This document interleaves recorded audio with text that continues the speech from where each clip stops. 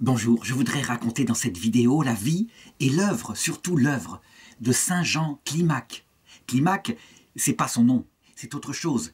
C'est un mot grec qui signifie l'échelle, parce que c'est à lui qu'on doit cette grande œuvre de théologie mystique qu'on appelle l'échelle vers le ciel, qu'il a écrite à la demande d'un autre moine, et qui a influencé durablement non seulement les moines de l'Orient chrétien, mais aussi l'Occident, et en particulier d'ailleurs, il faut le reconnaître, dans le courant janséniste qui est né à peu près au XVIe siècle, enfin en tout cas à cette période-là. Pour bien comprendre l'importance qu'a eu ce moine d'Égypte, eh bien, il faut se souvenir de cette parabole qu'avait donnée un autre saint, un docteur de l'Église. Saint Jean Climac n'est pas docteur de l'Église, Je veux parler de saint Alphonse de Ligorie, qui raconte dans une de ses œuvres qu'un moine lui avait raconté qu'il avait vu qu'il y avait deux échelles qui, fixées sur la terre, permettaient de monter au ciel. Une échelle rouge qui était l'échelle de Jésus, l'échelle des hommes forts, des hommes qui s'engageaient résolument sur elle. Il voyait que ces barreaux étaient comme acérés et il fallait courageusement monter étape par étape, souvent pieds nus. Évidemment, c'était extrêmement dur et beaucoup tombaient. Et beaucoup tombaient sur la terre où ils se perdaient. En tout cas, c'est ce qu'ils pouvaient imaginer. Et puis il y avait une échelle blanche, l'échelle de la Vierge Marie. Et ils voyaient des petites âmes qui s'y engageaient et qui arrivaient paisiblement, tout en acquérant les mêmes qualités qui sont nécessaires pour entrer dans la vie éternelle, à savoir un cœur tout humble, un cœur aimant. Eh bien, elles montaient sans trop tomber vers le ciel. Eh bien, Saint Jean Climac, on peut le dire, lorsqu'il écrit vers le VIe siècle après Jésus-Christ, il donne la vision de ce que sera l'échelle rouge. Et si on veut comprendre ce que c'est que l'échelle blanche, il faut lire un autre docteur de l'Église qui s'appelle Sainte Thérèse de l'Enfant Jésus. Cette échelle de miséricorde, faite de toutes petites choses, mais qui est aussi un chemin, une petite voie bien droite vers le ciel. Donc, attention, ce que je pourrais dire pourrait décourager certains d'écouter la vie de Saint Jean Climac. On aurait bien tort, parce que ce qu'il dit reste absolument vrai. Et Sainte Thérèse de l'Enfant Jésus n'a jamais dénié la nécessité des efforts volontaires pour se diriger ascétiquement, à la rame, par sa volonté, portée par la grâce, vers la vie éternelle. Alors d'abord, dans une première partie, je voudrais raconter sa vie, du moins ce qu'on en sait. On en sait très peu de choses. C'était un moine du désert. Et donc, évidemment, ce sont des personnes qui veulent mourir à ce monde et qui ne laissent pas beaucoup de traces. Ce qui est sûr, c'est qu'il naquit vers 579 après Jésus-Christ. Donc, dans une période en Orient où l'Empire byzantin, qui tient encore, connaît l'une de ses plus graves crises, à savoir que, attaqué de toutes parts par les invasions barbares, il voit ses structures s'écrouler sur beaucoup de points, et en particulier ses structures politiques. Ce qui fait que, je dirais, un petit peu à l'image de ce qui se passe en Occident, mais tout de même moins brutalement, l'Occident a connu véritablement un écroulement total de l'Empire romain. Toujours est-il que là-bas aussi, la culture classique, la culture venant des Grecs, elle est maintenue solidement par un réseau de monastères, et des monastères qui quelquefois contiennent des milliers de moines, et la soif de Dieu est très présente. Il faut savoir que c'est en Orient que naît la première tradition monastique, lorsque, au début du IVe siècle, la possibilité de mourir martyr disparaissant, des gens rentrant en masse dans l'Église, certains qui avaient le cœur absolu se rendirent compte qu'il fallait qu'ils puissent se donner d'une manière beaucoup plus forte à Dieu, de manière incroyable. Et donc, ils se donnèrent en s'enfonçant dans le désert, en suivant le conseil évangélique qui disait « Certains se font célibataires pour le royaume de Dieu ». Évidemment, ils n'avaient aucune expérience et donc beaucoup partaient avec le zèle de leur conversion. Ils ne savaient pas comment mesurer les efforts, comment régulariser leur rythme de vie, et ils s'écroulaient. Et quelquefois, ils revenaient à Alexandrie, la ville centrale d'où partaient ces aspirations au monachisme, et quelquefois leur vie était pire que ce qu'elle avait été avant. Fort heureusement, Dieu donna à l'Église quelques saints qui étaient équilibrés.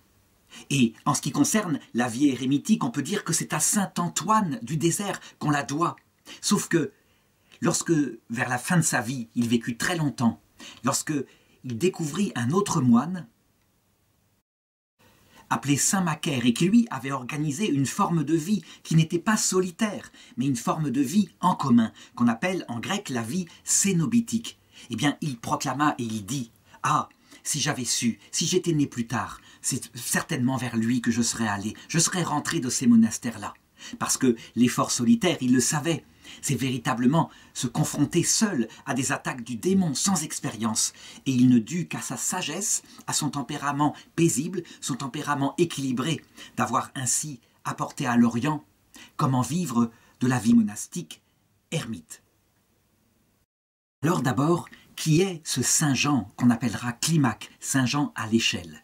Eh bien, je le dis, on ne sait pas grand-chose. Le moine qui s'appelle Daniel, qui essaiera d'écrire quelques renseignements sur sa vie, dit que sur son enfance, on ne connaît pas grand-chose. Mais en regardant son œuvre, qui est extrêmement concrète, qui prend sans arrêt des métaphores qu'il a pris certainement dans son enfance, on peut imaginer qu'il vivait au bord de la mer, en Orient, peut-être en Palestine. Toujours est-il que c'est là qu'il fit sa jeunesse. Et quand on considère la qualité de ses écrits, le texte bien écrit, les métaphores, les comparaisons, on voit bien que ses parents devaient avoir quelque argent et qu'il fit des études classiques, des études très poussées, comme ça demeurait encore à cette époque-là dans l'Empire romain d'Orient. Il faut le savoir, hein, c'est véritablement dans cette partie de l'Empire romain qu'est née la culture classique. L'Empire romain a conquis la Grèce, mais en fait, c'est la Grèce qui a fini par conquérir l'Empire romain par sa culture, par ses grands philosophes et aussi ses poètes et ses médecins.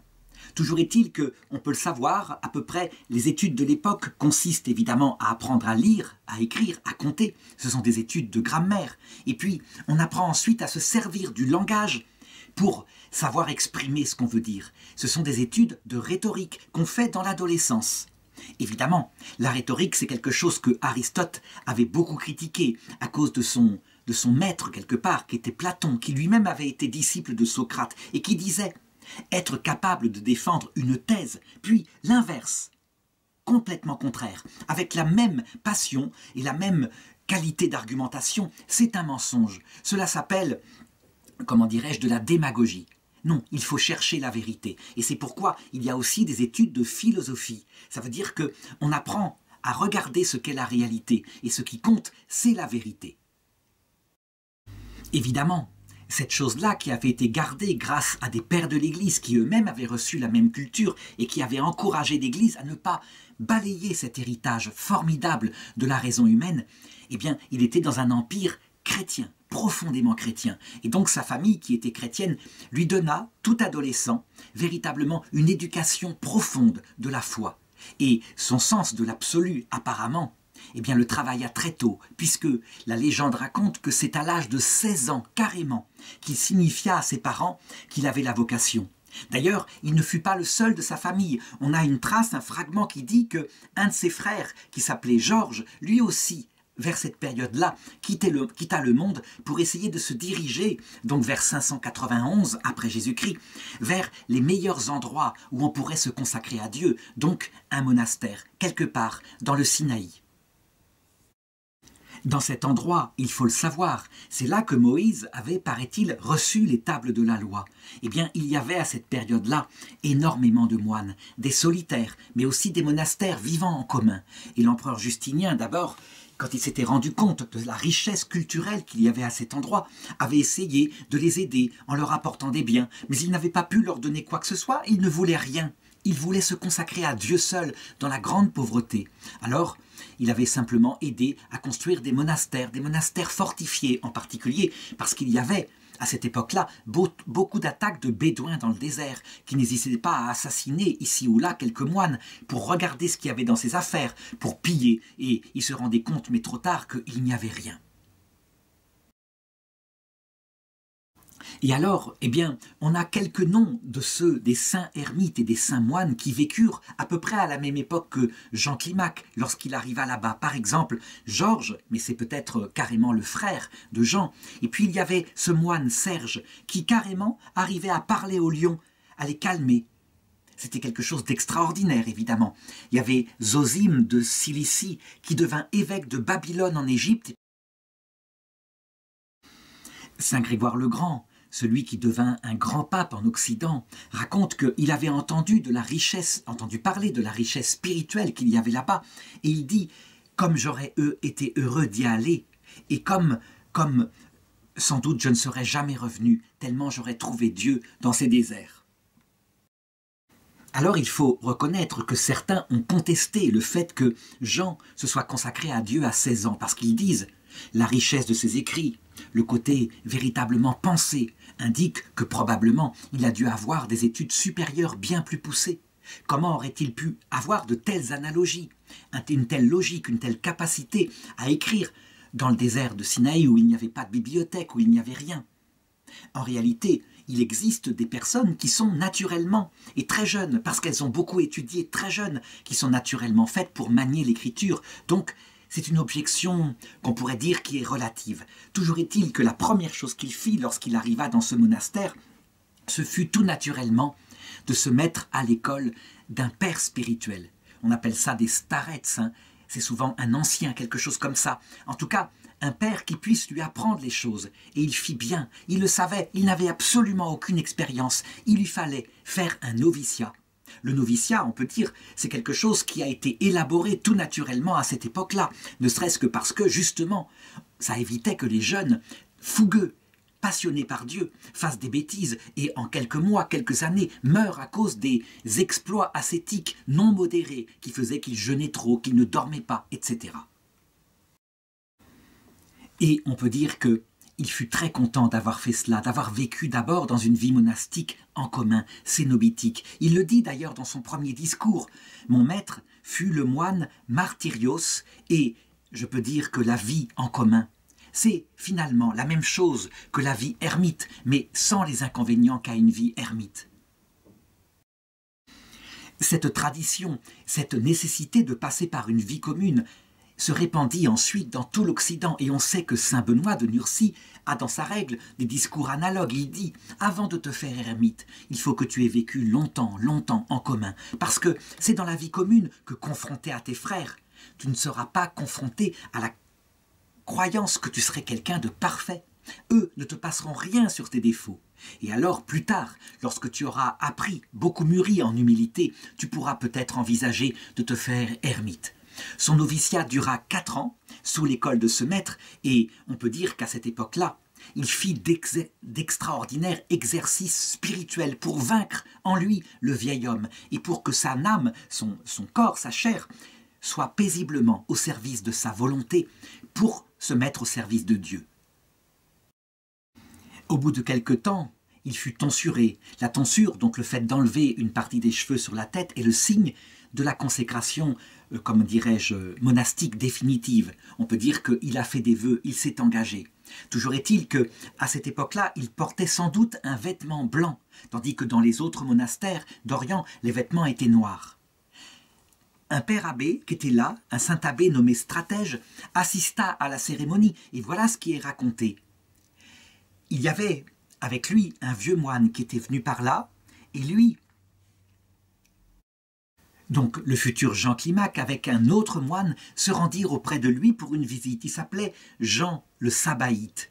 Et curieusement, alors que Jean Climac était un tout jeune moine et que l'autre était un moine âgé, voici que Jean le Sabaïte prit une cuvette, se mit à genoux devant Jean Climac et lui lava les pieds. C'était très étonnant. Et l'autre lui dit « Mais comment se fait-il que tu laves les pieds au plus jeune alors que tu devrais avoir respect pour l'ancien ?»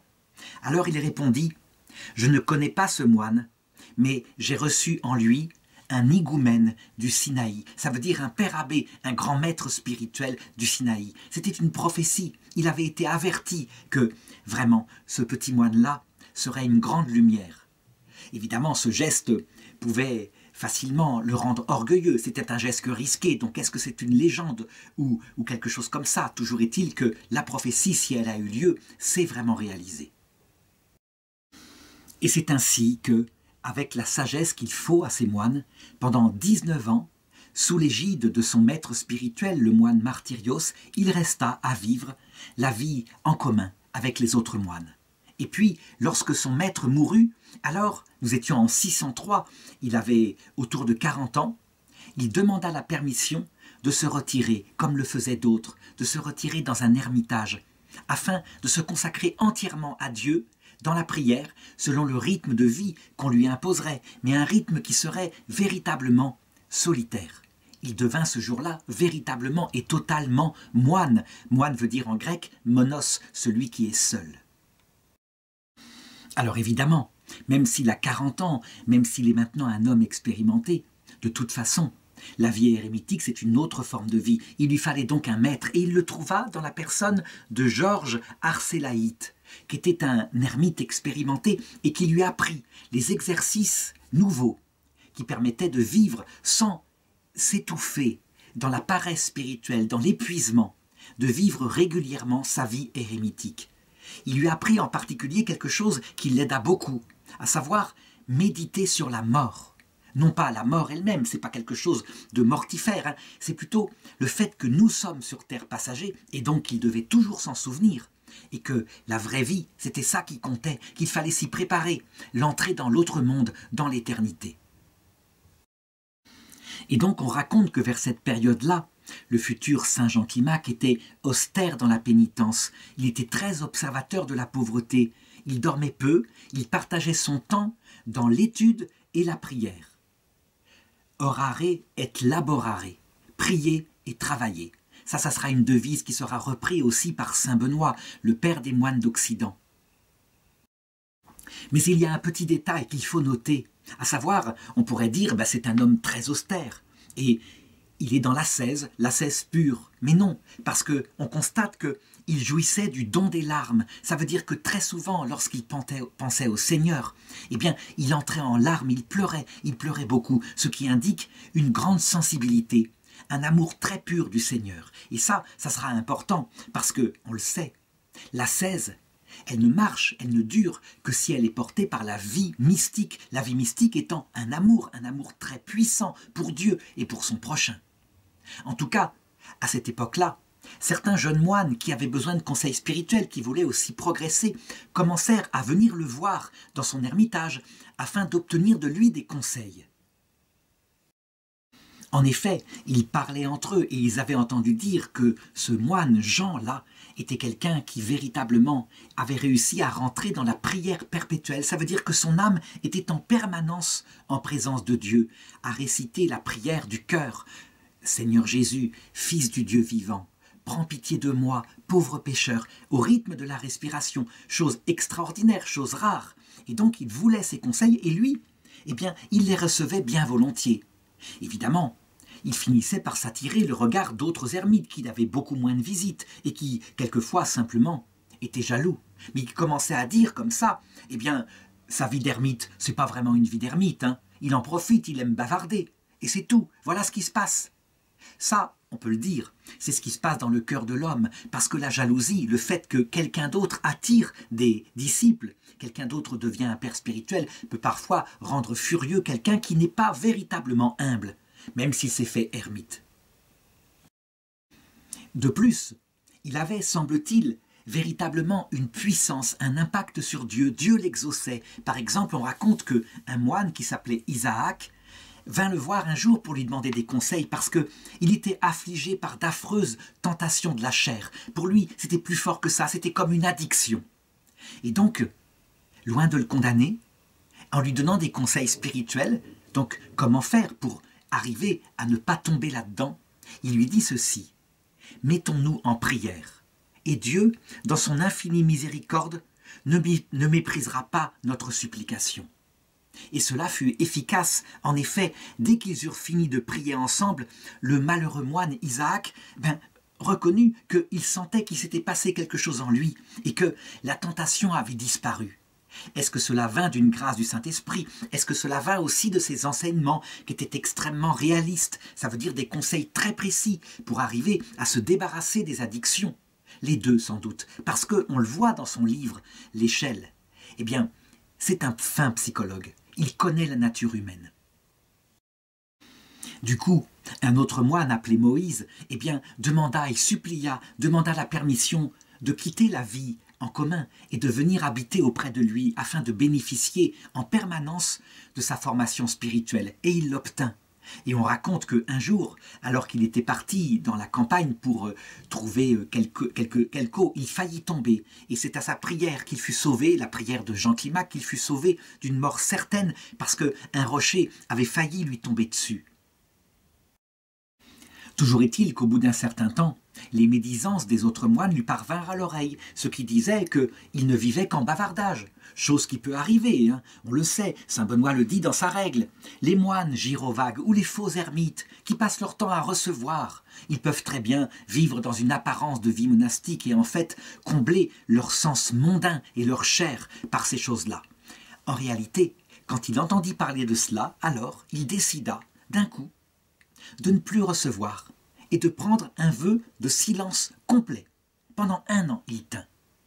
Et les gens qui venaient, et les jeunes moines qui venaient là, étaient furieux parce qu'ils disaient « Vous voyez, votre jalousie fait que maintenant on ne peut plus recevoir à la source d'eau vive. » À un moment donné, du coup, les ermites qui avaient été si jaloux de lui se dirent « Effectivement, on a ici affaire à une lampe, on ne peut pas ainsi la laisser sous le boisseau. » Et donc, ils vinrent le supplier de reprendre ses entretiens et de recevoir de nouveau les jeunes moines pour les aider à se former dans la vie monastique, ce qu'il fit aussitôt, simplement, et il reprit ses entretiens. Tout ce qu'il disait, tout ce qu'il enseignait, il l'écrivait, il le mettait par écrit. C'était quelque chose d'important et quelque chose qui va lui servir parce que voilà ce qui se passa à un moment donné.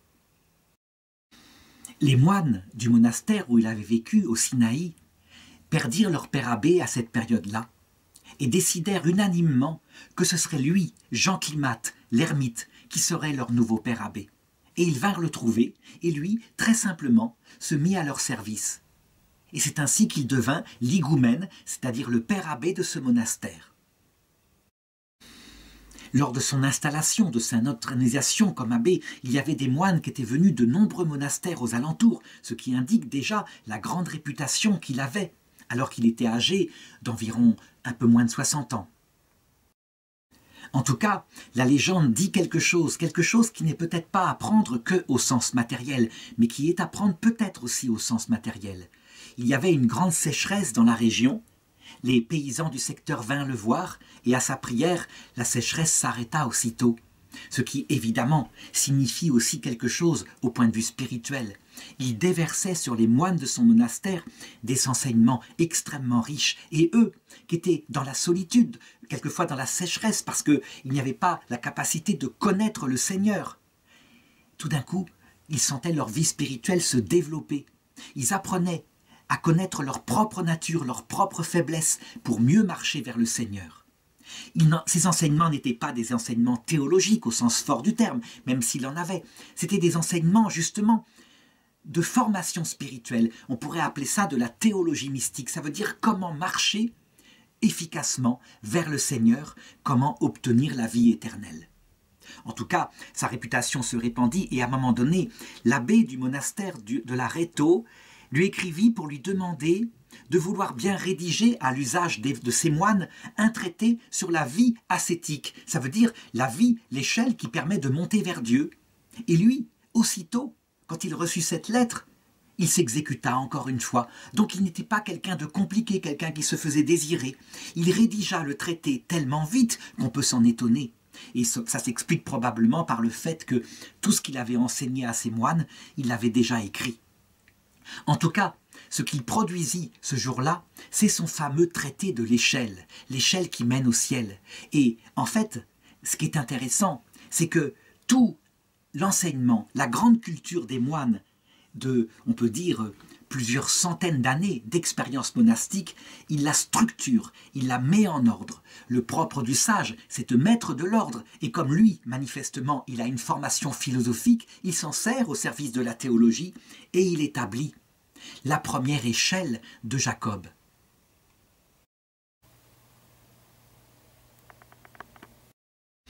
D'ailleurs, très vite, il se rendit compte que la charge de père abbé, c'était quelque chose de très bien, oui, mais qu'il valait mieux qu'il se consacre à ce qui était véritablement sa grâce. Et donc, il demanda à ses frères de nommer son propre frère, Georges, comme père abbé du monastère. Et alors, il se consacra entièrement à l'enseignement, à la formation des moines, et aussi, je dirais, à l'amélioration de son traité. En tout cas, alors que nous étions en 649, et qu'il avait atteint pratiquement l'âge de 70 ans, il sentit que le moment de passer dans l'autre monde était arrivé. En tout cas, il dit à son frère, qui était devenu le père abbé, que bientôt, très bientôt, il viendrait le chercher. Et cela se produisit, puisque 10 mois après sa mort, effectivement, son frère Georges, à son tour, mourut. Et c'est ainsi que son corps se dissolut dans la terre, comme c'est le cas de tout homme, tandis que son âme partait pour le ciel, et il laissa sur la terre ce livre qu'avait gardé l'ami, le père abbé, qui commença à se répandre d'étape en étape dans les monastères d'Orient, et qui eut une grande influence jusque ensuite en Russie, parce que la Russie hérita du monachisme, on peut dire, établi en orthodoxie. Par exemple, on sait que Ivan le Grand, au Kremlin, avait fait bâtir un escalier où il avait mis le manuscrit de cette échelle du paradis, ce livre de Saint Jean Climac. Ensuite, cela se répandit jusqu'en Occident. Ce fut d'abord traduit vers 1300 en toscan, et ensuite on eut une traduction française faite par Arnaud d'Antilly à Port-Royal. Donc cela eut une influence très grande sur ces monastères qui étaient de spiritualité janséniste. Donc tout de même, il y avait une orientation extrêmement ascétique, extrêmement, je dirais, adonnée à l'effort, à la lutte contre le péché. Eh bien, il eut un grand succès auprès d'eux.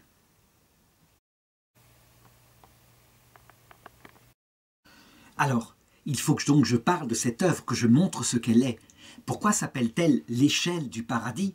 Eh bien, tout simplement en référence à un rêve que fit Jacob et qui est raconté dans la Genèse au chapitre 28, verset 12. Alors que Jacob avait fui et qu'il était prêt à combattre son frère Ésaü, qui était un ennemi intime, qui lui en voulait pour lui avoir volé son droit d'aînesse dans la jeunesse, il se retira dans la montagne et il eut un rêve. Voilà ce que dit le livre de la Genèse. Voilà qu'une échelle était dressée sur la terre et que son sommet atteignait le ciel et des anges de Dieu y montaient et y descendaient. Et voilà que Yahvé se tenait devant lui et lui dit « Je suis Yahvé, le Dieu d'Abraham, ton ancêtre, et le Dieu d'Isaac. La terre sur laquelle tu es couché, je la donne à toi et à ta descendance. Ta descendance deviendra nombreuse comme la poussière du sol. » Ce rêve bouleversa Jacob, qui se réveilla et qui ensuite dit, il eut peur, il dit que ce lieu est redoutable. Ce n'est rien moins qu'une maison de Dieu et la porte du ciel. Véritablement. Ce qui fait que cette vision, après, très courte, très brève, qui n'est même pas développée dans le livre de la Genèse, elle marqua les moines chrétiens qui se dirent, manifestement, la terre, c'est la base d'une échelle. Et la terre n'est qu'une étape, une purification, une sorte de purgatoire qui est ordonnée à atteindre la vie éternelle, la seule chose qui compte. Et donc, il y a des étapes qui sont comme les barreaux de cette échelle qui montent vers le ciel. Il suffit de les déterminer. Dieu ne nous les a pas indiqués, mais il nous a indiqué le terme. Nous verrons Dieu face à face et le commencement, à savoir nous qui sommes sur terre avec nos faiblesses et le don de la grâce qui vient nous trouver. Eh bien, l'œuvre de Saint Jean Climac, elle va consister à établir en 30 barreaux le chemin qui mène au ciel. Pourquoi 30 ? Oh, c'est simplement en référence à ce que le Christ a vécu avant d'entrer dans sa vie apostolique. 30 années sur terre, 30 années dans le silence. Et donc, il voulut mettre les choses en rapport avec cela.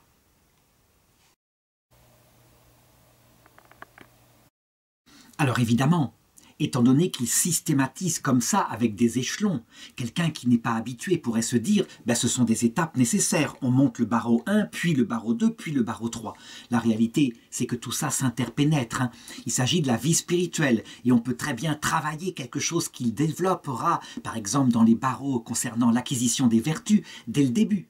Mais disons qu'il organise un ordre afin que dans l'esprit, dans l'intelligence, on sache à peu près d'où on part et où on doit arriver. Donc c'est très important, c'est fondamental, c'est une aide intellectuelle pour ceux qui prennent le chemin de la perfection. Pour les moines orthodoxes qui, eux, justement, ne visent que de parcourir cette échelle, d'atteindre la perfection, eh bien, certains disent que le traité de l'échelle du paradis de Saint Jean Climac, c'est le livre à avoir, à posséder, vraiment dans sa cellule, en même temps que la Bible. S'il y a 2 livres à posséder, c'est l'échelle de Saint Jean Climac et la Bible, c'est ce qu'ils disent. Donc ça montre l'importance qu'il a.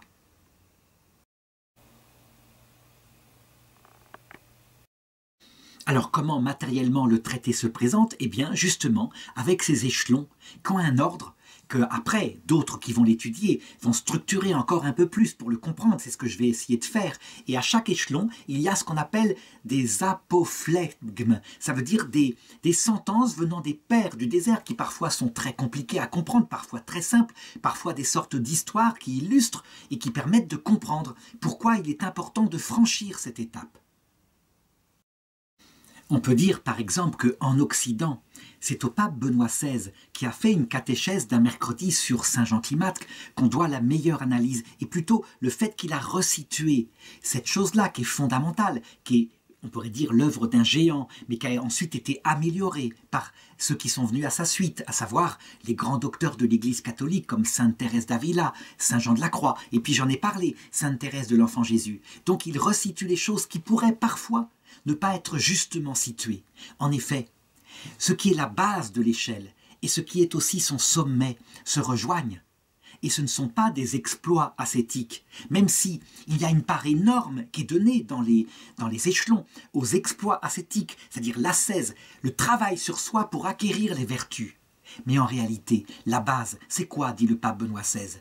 Ce sont les 3 vertus théologales, et en particulier l'amour de Dieu. Parce que nous connaissons Dieu, il s'est révélé à nous par la foi. Du coup, nous l'aimons. Et parce que nous l'aimons, nous espérons atteindre le sommet de cette échelle où nous le verrons face à face. C'est l'espérance théologale.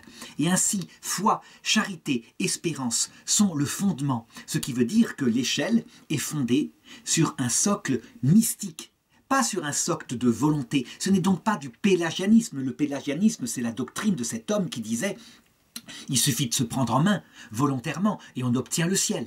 Non, il y a la grâce à la base. Et d'autre part, au sommet, il faut toujours se souvenir que tous les efforts qu'on fait n'ont aucun impact, aucune importance, s'ils ne servent pas à mieux aimer Dieu et à mieux aimer son prochain. Donc, quand on a l'esprit, après, du coup, on peut lire le traité. Malheureusement, quand il fut reçu, par exemple, par les jansénistes, ce traité eut un grand impact à cause de la taille des chapitres qui sont consacrés à l'ascèse. On sait qui sont les jansénistes. C'est une spiritualité issue du catholicisme qui regarde avec excès notre propre péché, donc qui insiste exclusivement sur notre caractère mortel et le risque de la damnation.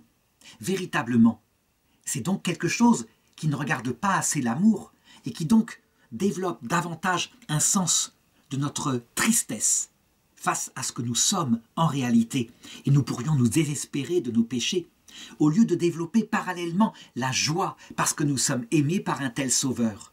Donc il y a un décalage vers cela, et donc forcément, chez eux, ça a eu un grand impact, mais ils l'ont interprété comme, je dirais, une échelle d'austérité, créant des monastères extrêmement sévères, mais extrêmement tristes aussi. Saint Jean Climac ne va pas nier cette dimension nécessaire de l'humilité, mais il faut bien comprendre, il la fonde sur la joie de l'amour, la joie du Sauveur. Sinon, eh bien, on est comme dégradé. Je le dirais, la vie spirituelle, c'est un équilibre entre des vertus qui se complètent, et à partir de là, tout prend sens. Alors voilà, entrons maintenant dans le vif du sujet. Qu'est-ce que c'est que cette échelle que le pape Benoît XVI va résumer en 3 étapes, fondant la 4e, celle qui est ultime, qui est celle qui compte pour l'éternité. Et donc, évidemment, il met un ordre, puisque je l'ai dit, il y a 30 barreaux. Mais voilà, première chose, donc quand quelqu'un, un jeune, se convertit, quand il découvre le Christ et qu'il veut se donner entièrement à lui, que doit-il faire en premier ? Une fois qu'il est fondé, évidemment, sur cette vie chrétienne, qu'il a entendu parler du Christ, qu'il s'est converti à son amour et qu'il l'aime. Il doit donc prendre des moyens, et la première étape, elle s'exprime dans la rupture avec le monde et la mise sous l'obéissance d'un père spirituel, quelqu'un qui va pouvoir l'aider à progresser. C'est la première étape. Mais attention, l'aspect rupture avec le monde, dit le pape Benoît XVI, ça ne doit pas être quelque chose d'exalté. Sinon, on tomberait, je dirais, dans une ascèse excessive. Non, c'est en vue de retourner à une enfance évangélique. Ça veut dire, en fait, on veut se consacrer à l'amour du Seigneur, ne pas oublier ça. C'est donc pas un exploit de quelqu'un qui dirait « je méprise ce monde, je quitte tout ». comme pourraient le faire éventuellement des moines ou des moines hindouistes, hein. Donc c'est toujours lié à cette vie mystique.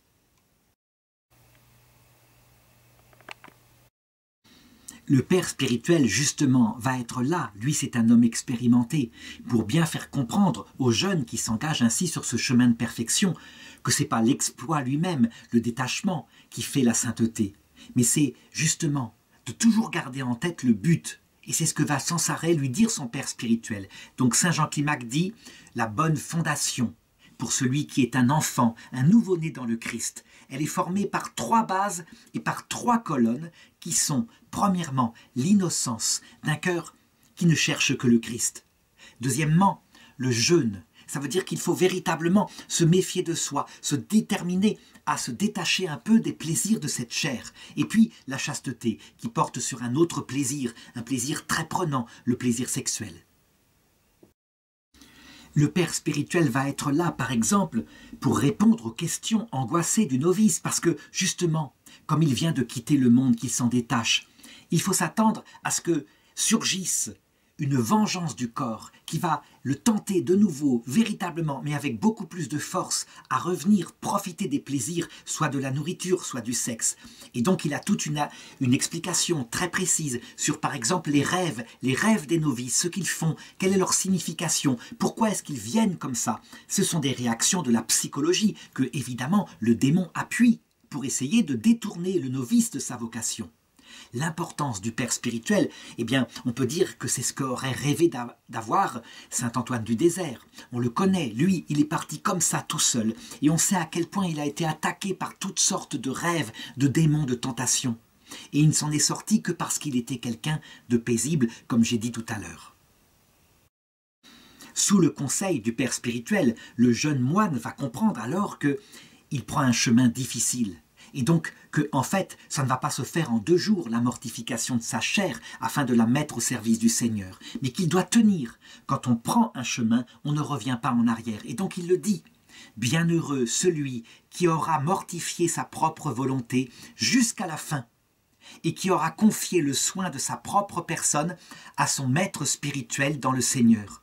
En effet, il sera placé à la droite du crucifié. »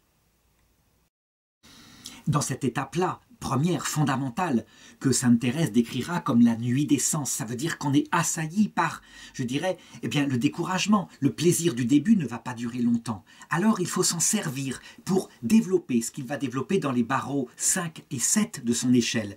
Il faut développer d'abord, quand on tombe, une repentance méticuleuse et véritable. On se sert de ces chutes pour se relever, pour se confesser, pour découvrir qu'on est un pauvre homme.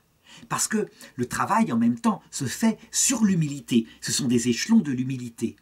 Et puis, si on est découragé, alors on renourrit son intelligence, non seulement avec l'amour du Seigneur, mais aussi en méditant sur la réalité, le choix judicieux qu'on fait en se consacrant à Dieu. Qu'on se souvienne, dit-il, de la mort. La mort, elle arrive vite. Et c'est à partir de cette période-là que souvent des moines auront dans leurs cellules le crâne d'un de leurs anciens frères, mort quelque temps avant, afin de se souvenir en méditant avec ce crâne que c'est leur avenir. Donc ils n'ont rien à chercher sur cette terre. On peut donc dire que, dans l'équilibre que donne saint Jean Climac, le fait qu'on se reconnaît comme péché n'est pas source de tristesse désespérée, comme ce fut le cas chez les jansénistes, non. Ça doit être source, dit-il, et c'est le barreau 7, ça doit être source de joie. C'est créateur de joie, parce que, en méditant sur sa propre faiblesse, on se souvient que le Seigneur est venu justement pour ceux qui avaient besoin d'un médecin. Donc, plus on développe une humilité très grande devant lui, à cause justement de ces faiblesses-là, plus le Seigneur sera là pour nous aider à franchir les échelons suivants.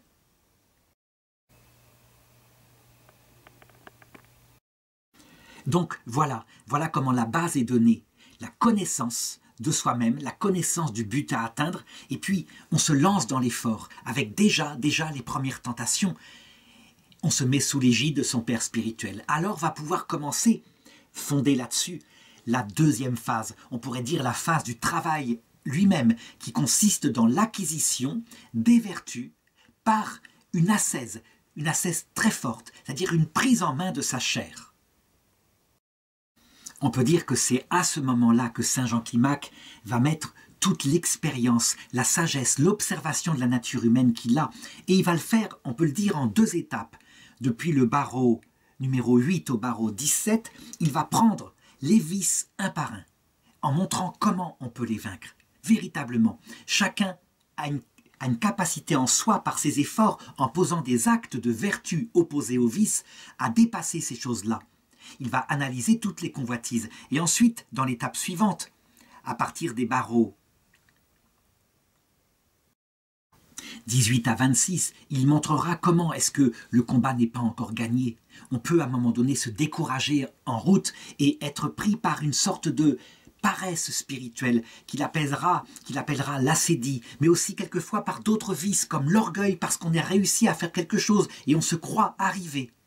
Bref, j'en parlerai tout à l'heure. Alors d'abord, reprenons ces barreaux sur l'acquisition des vertus. Ça va développer au cours de l'histoire de l'Église des traités d'ascétique, parce qu'il prend les défauts principaux qui peuvent atteindre un être humain et qui sont très souvent qualifiés des péchés capitaux. Ça veut dire les péchés principaux qui, en prenant la finalité de notre vie, nous entraînent à nous dégrader, à nous éloigner du Seigneur et de notre prochain. Et c'est dans cette partie-là que malheureusement, dit le pape Benoît XVI, il est arrivé que des moines se fourvoient. Ça veut dire qu'en fait, ils faisaient des exploits ascétiques extraordinaires pour arriver par exemple à vaincre le goût de la goinfrerie, se précipiter sur la nourriture ou la luxure. Et puis, en fait, en réalité, ils ne regardaient ça que comme des perfections, alors que la vraie perfection, si on oublie le fondement, à savoir la présence du Saint-Esprit, l'amour de Dieu, la vraie perfection est perdue.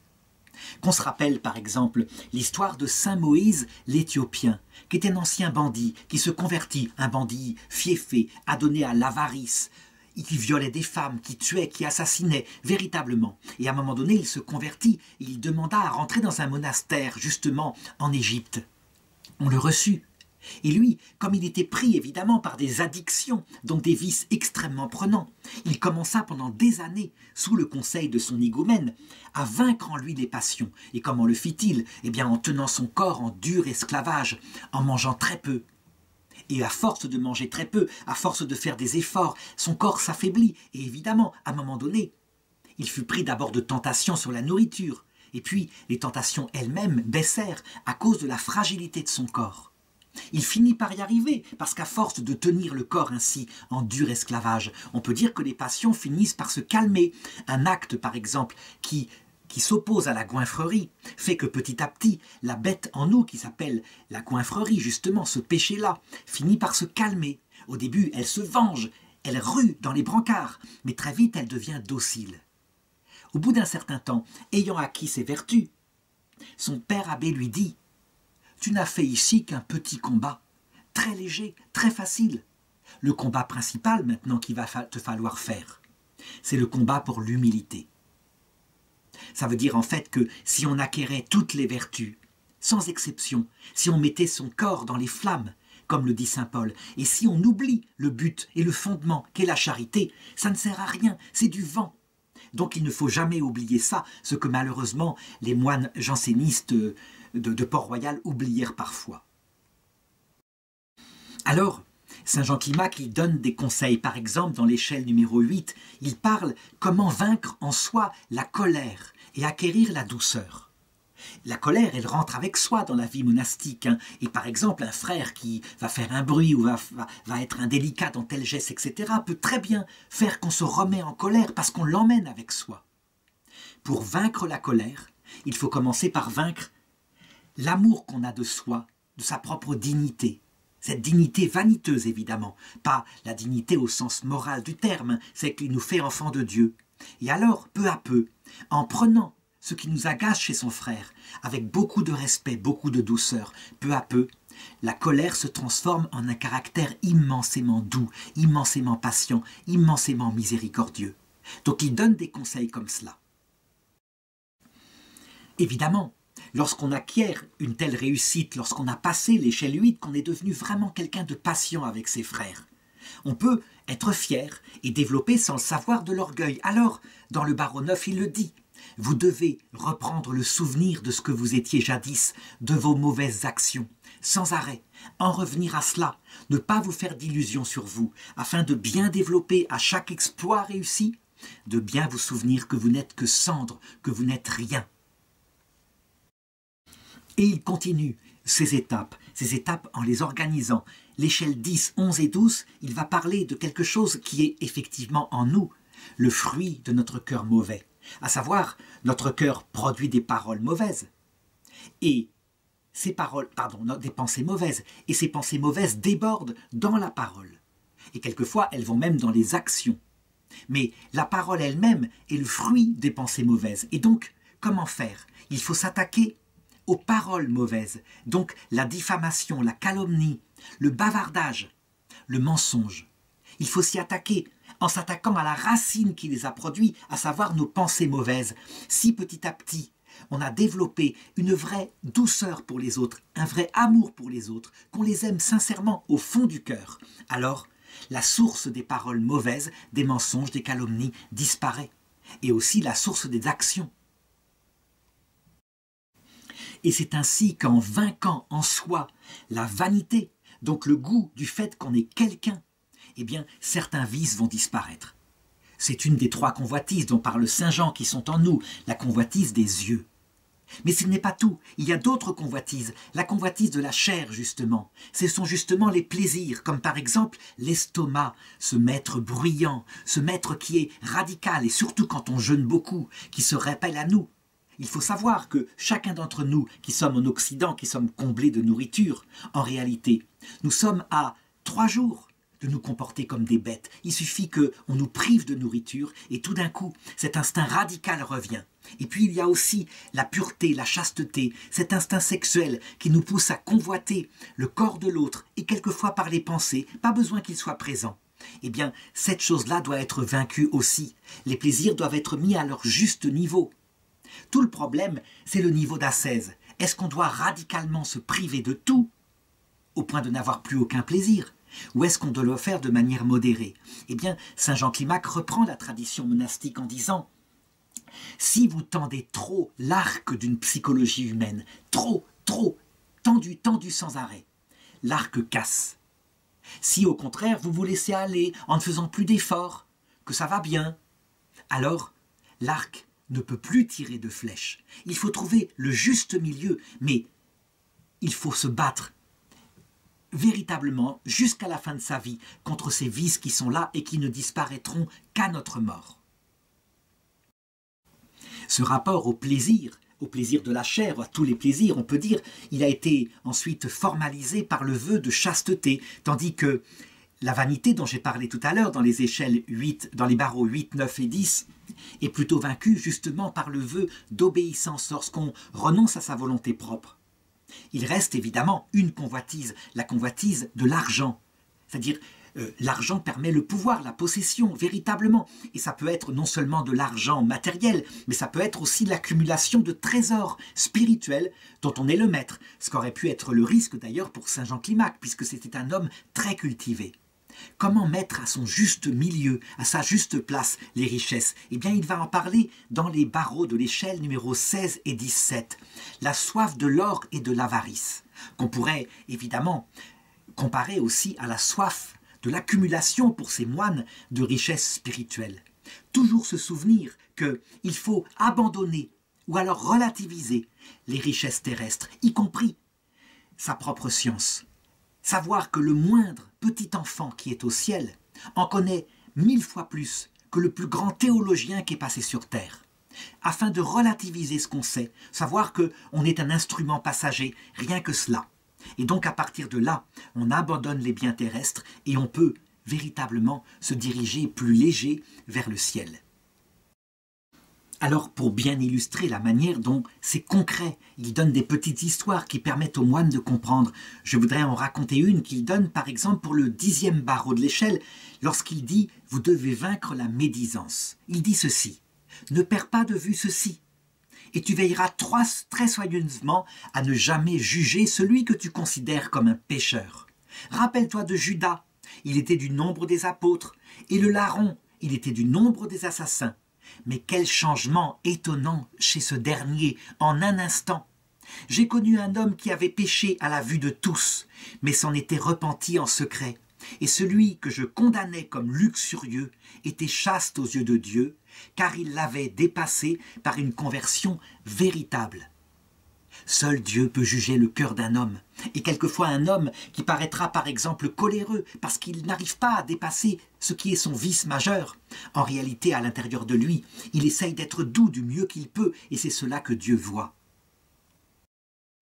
Alors évidemment, dans cette phase-là, cette deuxième phase qui est une phase de travail sur soi, donc d'ascèse extrêmement précise, où finalement quand même on peut le dire, l'arc est censé être tendu vers la perfection. À un moment donné peut arriver le découragement. On part avec de grandes résolutions, mais il faut se souvenir que notre chair est faible, et notre chair, elle nous entraîne de nouveau vers ces trois convoitises qu'on essaye de vaincre. Et donc, le risque qui pend au nez du moine, le moine qui s'est battu pour acquérir les vertus, c'est qu'il tombe dans des obstacles encore plus graves, plus dangereux que ceux qu'il avait avant, quand il était esclave des trois convoitises de ce monde. En effet, il peut à un moment donné se décourager, arrêter ses efforts et tomber dans quelque chose que les moines vont appeler plus tard l'acédie, A-C-E-D-I-E, qui est en fait une paresse spirituelle. Ça veut dire qu'à un moment donné, à force d'avoir fait des efforts, de s'être battu, eh bien, on commence, parce qu'on tombe parfois, à ne plus vouloir se battre. On trouve que c'est inutile. Et puis, à quoi ça sert tout ça? On est réaliste, soi-disant, autant rester soi-même. Et puis, le Seigneur, quand on pêche, il revient par sa grâce.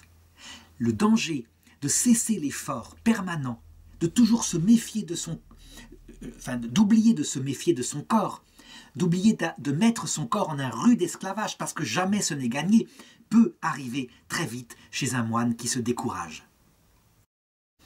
Et dans ce cas-là, on le voit, bien des moines sont devenus évidemment des paresseux, des gens qui traînaient, qui ne faisaient plus l'effort du début de leur jeunesse, de leur vocation, qui véritablement se laissaient aller en disant « le Seigneur, il aime finalement ceux qui sont pécheurs ». C'est un risque terrible. L'autre risque, c'est celui qui justement n'abandonne jamais l'effort, celui qui est véritablement dans la lutte contre ses passions et qui y arrive. Alors il pourrait arriver, s'il oublie la base de l'échelle dont j'ai parlé tout à l'heure, l'amour de Dieu, l'amour du prochain, l'humilité. Il pourrait développer de l'orgueil en disant « Moi, je ne suis pas n'importe qui, j'ai atteint l'échelon tant de l'échelle de Saint Jean Climac, et donc je suis quelqu'un de bien. » En réalité, lorsque, en s'appuyant sur ces vertus acquises, on développe de l'orgueil qui est source d'arrogance, l'effort n'a servi à rien. Tout cela est devenu vain. Il faut le savoir. Le plus vertueux des êtres, c'est le démon. En enfer, le démon, il est parfaitement prudent. Il sait quoi faire pour la finalité qu'il recherche et pourtant, il est damné pour l'éternité. Qu'on se souvienne des pharisiens que Jésus sans arrêt reprenait. Pourquoi? Parce qu'ils avaient des vertus. Ce ne sont pas des gens vicieux. Ils avaient des vertus extérieures. Ils avaient une grande culture. Et ils s'en servaient uniquement pour développer de l'orgueil. Donc voilà une deuxième façon de tomber. Et puis il y a un troisième obstacle qu'il a constaté parfois chez des moines. C'est une forme de pusillanimité, une sorte de lâcheté puérile. Ça veut dire quelqu'un qui se dit « je ne vais pas trop faire d'efforts parce que ma santé pourrait s'en ressentir ». Et donc tout de même, il faut être raisonnable. Et donc arrive à une sorte de tiédeur, de mollesse comme ça. Donc ce n'est pas l'acédie, le dégoût des choses spirituelles, c'est quelque chose de moins fort, mais qui peut véritablement aussi éloigner de la vie spirituelle. Parce que un tiède, quelqu'un qui est mou, qui est flasque, qui n'a plus l'amour du début, eh bien, le Seigneur, comme dit l'Apocalypse, le Seigneur le vomit de sa bouche. Il n'a aucun rapport avec le Seigneur. Il vaut mieux être un grand pécheur qui se repent, qui regrette profondément, qui tombe dans un repentir avec larmes, que quelqu'un de flasque qui se contente du quotidien et qui ne fait rien de plus. Ainsi, on le voit, pour résumer cette deuxième phase, cette phase de l'acquisition des vertus, il y a un vieux moine qui me l'avait résumé ainsi, en disant « Tu sais, jamais, jamais on n'aura gagné sur les propres tentations qui font notre être. Jusqu'à la fin de sa vie, les convoitises seront là. Et jamais on devra se dire « je suis maintenant en terrain conquis ». Alors sinon, elles reviendront. Et par exemple, le désir sexuel, et ce vieux moine avait 83 ans, il ne disparaîtra que quelques heures après la mort. il sera là jusqu'au bout à te tenter, à t'entraîner vers les choses de la chair. On le voit, c'est un effort permanent. Si un moine, à un moment donné, arrêtait cet effort constant sur lui, il pourrait tomber dans ces trois choses-là, que sont, je l'ai dit, l'orgueil, l'ascédie ou la pusillanimité.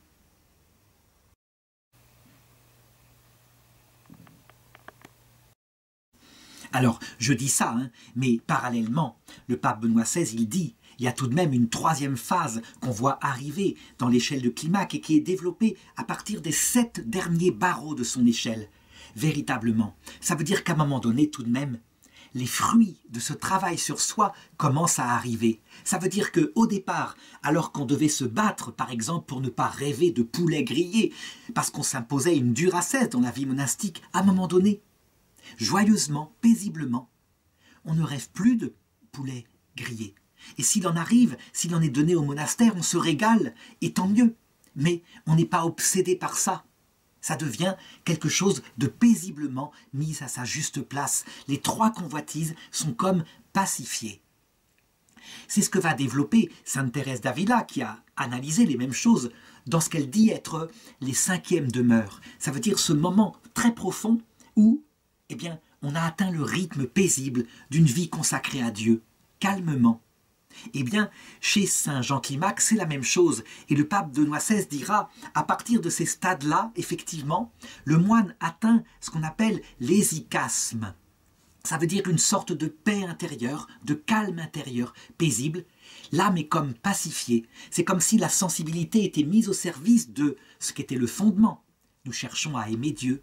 Et donc, paisiblement, elle peut maintenant entrer dans un amour permanent de Dieu, à travers la pratique de certaines formes plus mystiques, directement liées à l'union au Christ.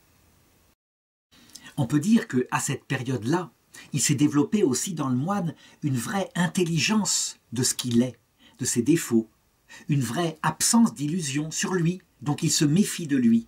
Et donc, 3 vertus vont se développer là. La simplicité, ça veut dire que c'est pas quelqu'un qui se met en avant, il n'y a pas d'orgueil, il s'est battu comme les autres moines, il avait les mêmes défauts. L'humilité qui va avec, il le sait, rien n'est gagné, il doit continuer à se battre. Et puis le discernement, il a son expérience qui a permis maintenant d'être un adulte dans la foi. Il n'a plus besoin comme avant, perpétuellement, de son père spirituel qui lui explique ce qui se passe dans son âme. Il peut maintenant savoir par lui-même. Et donc repérer lorsqu'il se laisse aller, par exemple, à de l'orgueil ou à de la paresse, et véritablement lutter contre elle. Il est devenu quelque part un adulte dans ce combat spirituel. Alors, comme si, on pourrait dire, son corps qui était un cheval fougueux qui partait dans tous les sens, était devenu un cheval soumis à la volonté. Alors, paisiblement maintenant, on va pouvoir se mettre à la recherche de ce qui est le seul but de la vie monastique, l'Esprit Saint, l'union à Dieu, par les vertus théologales.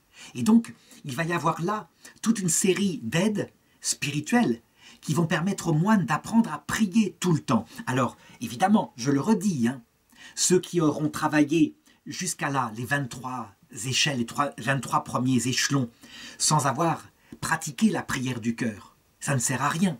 Il ne faut pas les prendre justement comme des choses successives. La prière du cœur, elle est exercée dès le début. Mais à partir de là, elle va être exercée beaucoup plus facilement. C'est comme si elle venait naturellement. Qu'est-ce que va faire le moine ? Eh bien, il va se servir de certains exercices spirituels, et donc en particulier la prière de Jésus, dont j'ai parlé un petit peu tout à l'heure, qui a plusieurs formes, que par exemple, le pèlerin russe dit être en 2 petites phrases, qui sont dites au rythme de la respiration. Seigneur Jésus, prends pitié de moi. Et comme ça, perpétuellement. Et ces prières-là, à force d'être dites dans un corps qui obéit complètement à l'âme, dans une sensibilité qui ne se révolte plus, eh bien, elle va devenir comme une seconde nature. Elle va remplacer l'ancienne nature et elle va devenir perpétuelle. Ça veut dire qu'à certains moments, les moines qui s'entraînent à la répéter toute la journée, d'abord, pas toute la journée, puis de plus en plus, puis quelquefois 5000 fois par jour, elle va devenir un rythme naturel de la psychologie et même s'exercer toute seule alors que le moine dort la nuit. Elle continue de tourner toute seule. En fait, l'Esprit Saint s'en empare et notre psychologie humaine alors on peut dire qu'on entre dans la prière perpétuelle. Voilà ce que dit saint Jean Climac, que la mémoire de Jésus ne fasse qu'une seule chose avec ta respiration, et alors tu connaîtras l'utilité de l'hésychia, c'est-à-dire de la paix intérieure. À la fin, ta prière deviendra très simple, simplement le nom de Jésus, qui ne fait qu'un avec notre respiration. Donc, Jésus, Jésus, Jésus. Une petite remarque ici. Dans l'échelle de Jacob, on voit que les anges montaient et descendaient. Et montaient et descendaient sur l'échelle de Jacob. Alors, rappellera sans arrêt saint Jean Climac, il faut perpétuellement en revenir quelquefois aux premiers échelons, se rappeler de la base, sans arrêt, pour pouvoir remonter au sommet qu'on a atteint. Sans arrêt refaire les exercices lorsque les passions peuvent éventuellement remonter et être de nouveau peu contrôlées. On n'a jamais atteint perpétuellement les choses. C'est une montée, une descente qui marche alternativement entre la découverte de qu'on est un pauvre pécheur, donc on retombe, et la découverte de l'amour immense de Dieu. Un peu comme avait dit un père du désert, un peu comme si nous avions deux pieds qui permettent de marcher vers la vérité, le pied de l'humilité et le pied de l'amour. Et les deux ensemble alors fait qu'on marche efficacement vers le ciel. Et c'est ça qui est étonnant, c'est que justement, par exemple, dans le 25e barreau de cette échelle de Jacob, il parle de l'humilité et il dit ceci, qui est l'apprentissage ultime qu'on aurait pu savoir dès le début, mais tout de même. J'ai jeûné, j'ai veillé, j'ai couché sur la terre nue, je me suis astreint à des exercices énormes, mais, à un moment donné, je me suis humilié, je me suis abaissé devant le Seigneur, j'ai reconnu que je n'étais qu'un pauvre. Et alors, aussitôt, le Seigneur m'a sauvé. Sainte Thérèse d'Avila, elle a, elle, un développement qui est étonnant dans les 6e et 7e demeures de son œuvre spirituelle qui s'appelle le château intérieur. Elle montre la même chose, donc comment dans la 5e demeure on a atteint une paix, une pacification des sentiments. Mais comment, à ce moment-là, va arriver parfois une autre épreuve qu'elle appelle la nuit de l'esprit. Ça veut dire à un moment donné comme une sorte de... comme si le Seigneur se retirait de notre âme, qu'il nous laissait seuls. Et donc, que l'âme qui n'a cherché que le Seigneur se trouve confrontée à une forme de désespoir, comme si tout cela n'avait servi à rien. Elle touche alors une misère ultime, parce que ce n'est pas seulement une sensation qui a disparu, elle n'a pas non seulement, je dirais, pacifié les sensations, c'est maintenant le sens même de la vocation qui peut comme s'effacer par la volonté du Seigneur qui veut en fait nous apprendre que nous ne sommes rien. Nous devons apprendre à l'aimer pour lui-même, non pas à cause des plaisirs qu'il nous donne ou de l'utilité qu'il fait en structurant notre vie, mais pour lui-même. Et alors, dans ce cas, évidemment, si la personne reste fidèle, voilà ce qui se passe. Elle devient une âme profondément sans illusion sur elle. Simplement, comme cela, profondément réaliste sur ce qu'elle est. Elle a atteint, dira sainte Thérèse, les 7e demeures où elle sait qu'elle n'est rien. Elle ne le sait pas seulement intellectuellement, comme avant, elle le sait maintenant par expérience. Et donc, saint Jean Climac dit « Le repentir relève, l'affliction frappe à la porte du ciel, et la sainte humilité l'ouvre. Nous qui voulons connaître notre état, ne cessons pas de nous interroger nous-mêmes. Et si, avec un sentiment profond du cœur, nous estimons que notre prochain est meilleur que nous à tous égards, c'est que la miséricorde est proche de nous. » Et saint Jean Climac prend une comparaison pour montrer à quel point ce qui était le fondement, se mettre sous l'obéissance d'un père spirituel, acte d'humilité profond, est maintenant devenu quelque chose de beaucoup plus, une humilité ultime. Il prend la comparaison suivante. Regardez le citronnier. Les branches qui poussent vers le haut, donc qui veulent atteindre la perfection, elles sont stériles. Elles ne produisent aucun fruit. Tandis que les branches qui penchent vers le bas, qui vont vers le sol, celles-ci produisent des citrons. Celui qui a quelque intelligence saisira la signification de ce que je veux dire, dit saint Jean Climac. Pour ceux d'entre nous qui ne veulent pas s'humilier, le Seigneur dans sa providence en a ainsi disposé que nul ne peut mieux voir leur faute que le prochain. Nous sommes ainsi contraints d'attribuer avec action de grâce notre guérison non à nous-mêmes, mais à notre prochain qui dans la vie monastique nous signale nos péchés, et à Dieu qui a permis que nous vivions ainsi avec notre prochain. Encore une fois, on y voit ici toute la sagesse de ceux qui disent « Ne soyez pas ermites, jeunes, ne faites pas ça, ce serait une erreur, vous finiriez par vous croire quelqu'un. » Vivez d'abord 20 ans, 30 ans en vie monastique en commun, ou alors dans la vie familiale, où là, votre femme ne vous passera pas vos défauts, votre enfant non plus. Et alors, ce sera le même chemin dans la vie commune, parce que le prochain est le meilleur miroir de nos péchés. L'aventure de la prière, dit-il, liturgique et personnelle, commence à l'aurore de chaque matin. Alors, étant tout humble, vous vous mettez en présence de Dieu, et après un certain temps, vous vous apercevez que vos pensées se sont mises à errer, alors recommencez 10, 20, 50 fois. Le reste dépend de Dieu. Et en effet, même dans ce sommet de la vie spirituelle dont parle saint Jean Climac, l'imagination va partir à droite à gauche. La folle du logis nous entraîne et on va beaucoup dormir pendant l'oraison. Mais si on sait s'en servir avec humilité, parce qu'on n'est rien, alors le Seigneur va bénir même celui qui dort, parce qu'il est humble. Cette place, je dirais, ultime de l'humilité, qu'on pourrait même appeler, à ce niveau-là, plus que de l'humilité, c'est une sorte de mort à soi-même. Le fait d'être sans illusion sur soi, on l'appelle en grec la kénose, l'abaissement au-dessous de soi-même, mettant l'autre au-dessus de soi. Eh bien, il montre que, en réalité, tous les travaux d'avant n'étaient que dispositifs. Certes utile, il fallait acquérir cette maîtrise de son corps, mais l'humilité efface un grand nombre de péchés. Et il dit ceci, regardez, à quoi pourrais-je comparer l'humilité? C'est comme la petite étincelle, toute petite, qu'on met devant une grande quantité de bois. Et il arrive que cette toute petite étincelle enflamme en une seule action la totalité de tout le bois. Eh bien, il en est pareil pour l'humilité. Elle est capable de détruire toute la multitude immense de vos péchés. Comme il est impossible de détruire sans armes une bête féroce, ainsi, sans l'humilité, il est impossible d'être libéré de la colère. La colère de Dieu, entend-il. Ça veut dire que Dieu s'éloigne de l'homme orgueilleux. Comme on ne peut naturellement conserver la vie du corps sans manger, ainsi, celui qui veut être sauvé ne peut, jusqu'à sa mort, même une seconde, se laisser aller à la négligence concernant l'idée qu'il est un pauvre pécheur, donc l'humilité. Et il prend une autre comparaison, comme un rayon de soleil qui pénètre à travers une fente illumine tout l'intérieur d'une maison, de sorte qu'on voit voler même le plus petit grain de poussière.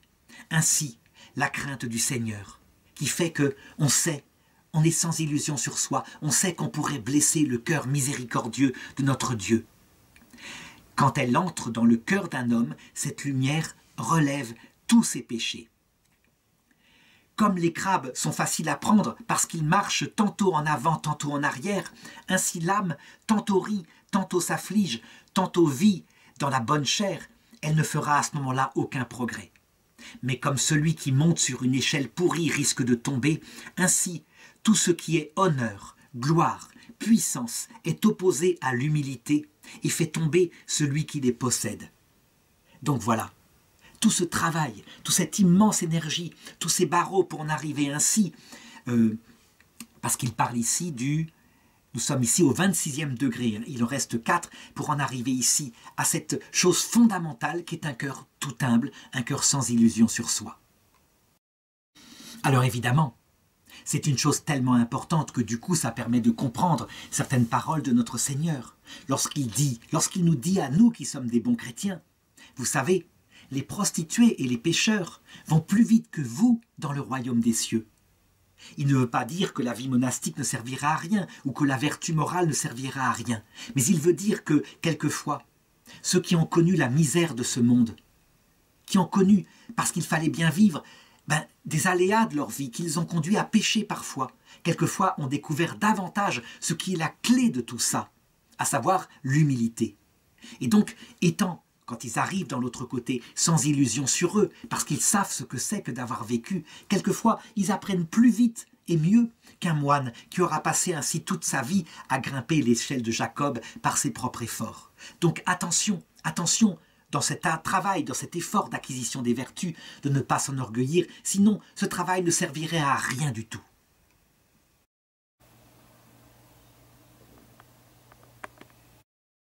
Et justement, à partir de là, donc de ces 3 étapes que j'ai indiquées, par le pape Benoît XVI, donc le fondement de tout, qui est l'obéissance, la mise sous l'égide d'un père spirituel. Et puis la 2e étape qui est l'acquisition des vertus, et cette 3e étape qui est la paix intérieure, l'absence d'illusion sur soi, fondée là-dessus, une âme étant profondément humble. Alors, on peut dire que va arriver le 30e barreau de l'échelle, celui qui va nous introduire cette fois dans plus que de la préparation, celui qui va nous introduire véritablement dans la vie spirituelle, la vie mystique. Alors évidemment, je l'ai dit, pour ceux qui font un contresens et qui attendraient le 30e barreau, ils se trompent. Elle est au départ, cette vie spirituelle, cette vie de charité. N'empêche que Saint Jean Climac va montrer que là, fondé là-dessus, les 3 vertus théologales vont pouvoir s'envoler comme un aigle jusqu'au sommet, jusqu'à la vision béatifique. Il n'y a plus aucun obstacle puisque le fondement, l'humilité, passivement acquise, calmement acquise, l'absence d'illusion sur soi, l'absence des vices qui nous entraîneraient à retomber, sont là. Alors, l'oiseau est libre.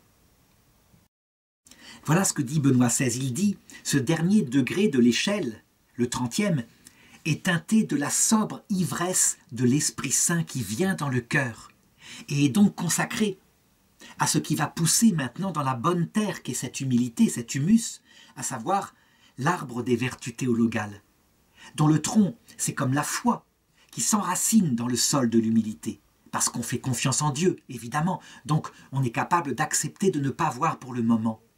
Mais dont le feuillage, l'immensité, c'est cette charité, et cette charité qui tend vraiment vers le ciel, et cette tension vers le ciel, sachant que on attend la venue de notre Seigneur, c'est l'espérance théologale.